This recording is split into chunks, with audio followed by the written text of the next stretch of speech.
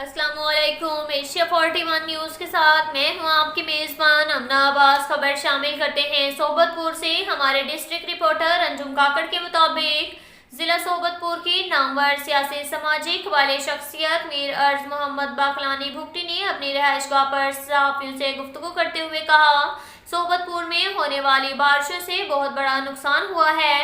Deputy commissioner Sobatpur ने जवामर्दी का मुजाहरा किया है। हंगामी सूरत हाल से निमटने की खातिर नहरों की निगरानी शुरू करा दी है और बर्ड फेडर के इलाके पर एरीगेशन अमले को अलर्ट कर दिया गया है ताकि हंगामी सूरत हाल से फौरी निपटा जा सके।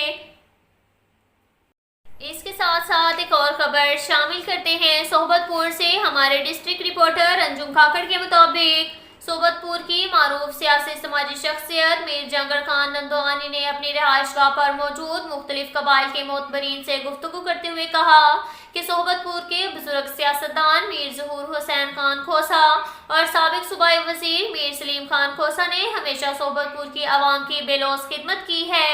मीर सलीम खान खोसा ने अपने दौरे वजारत में जो इलाके में तरक्याती स्कीमात दी हैं, जिनमें फार्म टू मार्केट रोड, शहरों में निकासी आब समेत गलियों में टफ टाइल भी लगाई जा रही है और इन पर काम तेजी से जारी है, जिनकी तकमील से अवाम खुद तब्दीली महसूस करेंगे।